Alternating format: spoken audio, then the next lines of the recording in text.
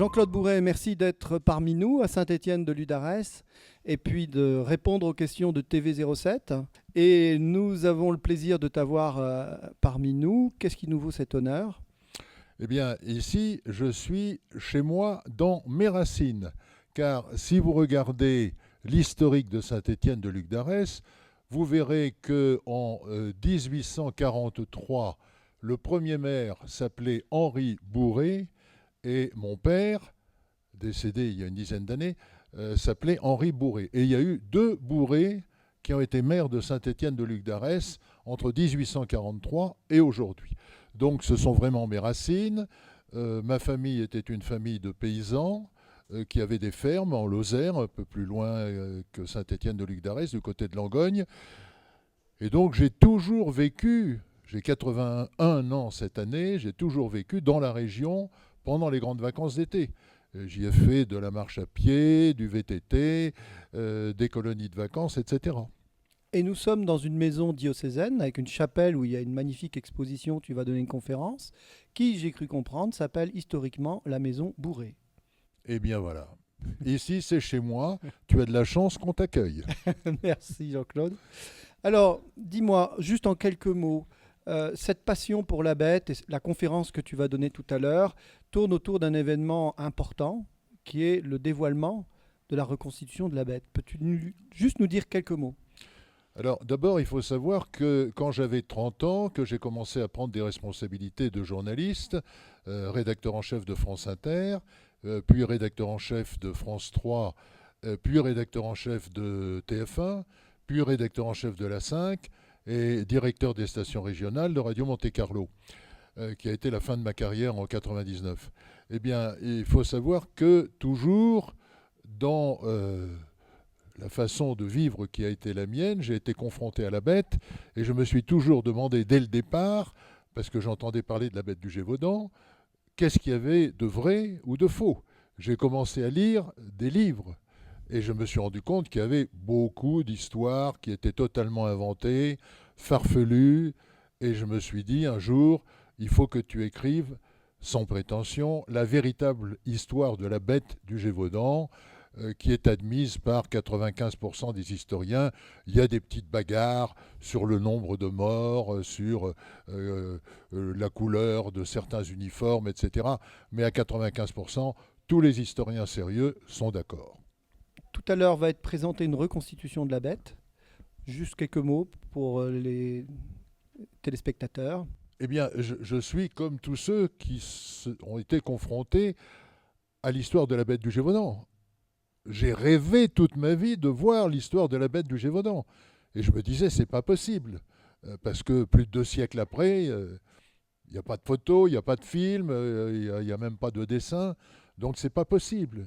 Et puis, extraordinaire, en 1958, une historienne découvre en fouillant des archives l'autopsie, la feuille d'autopsie de la bête du Gévaudan qui a été faite le lendemain de la mort de la bête, quelques heures après, puisqu'elle a été tuée le 19 juin après-midi, et le 20 juin au matin, c'est-à-dire 12 heures après, elle a été autopsiée. Et les chirurgiens du roi ont pris 31 mesures. Donc on sait tout de la bête du Gévaudan, indépendamment de la couleur qui est parfaitement décrite, des couleurs d'ailleurs, le nombre de dents, l'espacement des dents, la largeur des oreilles, la hauteur des oreilles, les yeux, la couleur des yeux, la longueur de la queue, on sait absolument tout. Et je me suis dit, mais comment se fait-il qu'en 250 ans, et plus précisément depuis 1958, personne n'ait eu l'idée de la reconstituer au millimètre près ? Bon, à l'époque, il n'y avait pas des millimètres, ça s'appelait des lignes. Une ligne, c'est 2 millimètres. Donc, on sait que la moitié d'une ligne, c'est 1 millimètre. Donc, personne n'avait eu l'idée de le faire. Seulement, ça coûtait très cher. Et j'ai trouvé un ami industriel qui a financé l'opération, qui a mobilisé 10 spécialistes qui ont travaillé pendant plus d'1 an. Ça a coûté 150 000 €.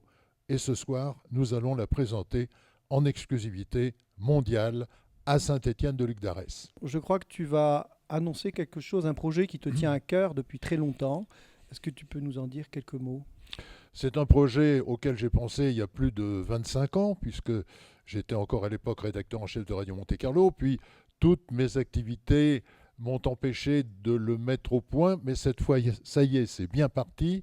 Je vais annoncer, et j'annonce officiellement aujourd'hui, 24 juillet 2022, le lancement du chemin de la bête du Gévaudan.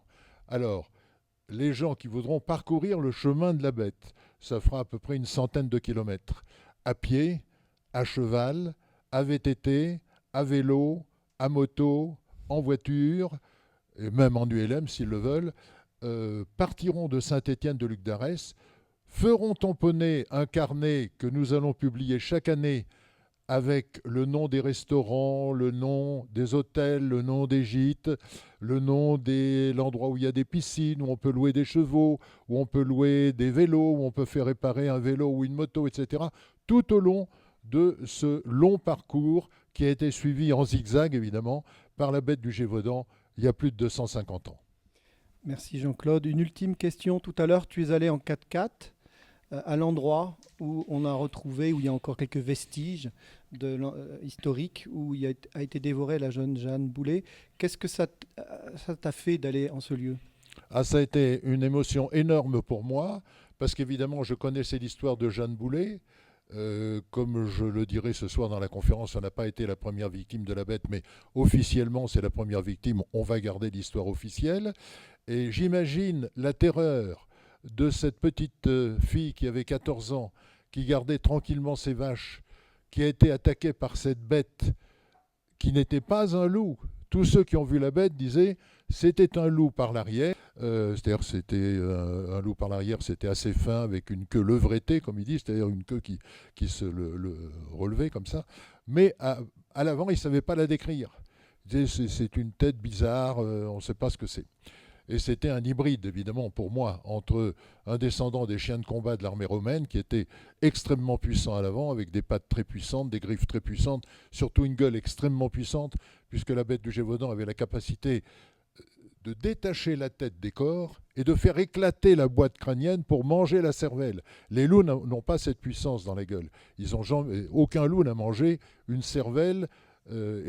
Très peu de loups ont attaqué les gens. C'était des loups qui étaient enragés, qui étaient généralement des gros loups de 40 ou 50 kilos, mais ils n'ont pas la capacité, les loups, de faire éclater la boîte crânienne. La bête du Gévaudan avait cette force dans la mâchoire. Merci beaucoup Jean-Claude, puis au plaisir de te revoir en Ardèche, toi avec qui as plaisir. toutes les racines ardéchoises. Qui écrivait Jean du Vivarais, porté par l'espoir ou la nostalgie, ce n'est point folie. Si vous habitez la pêche jolie, que vous variez ici et même d'ailleurs, vous qui écrivez Jean du Vivarais, rejoignez encore notre ronde prairie. Je suis définitivement discrédité.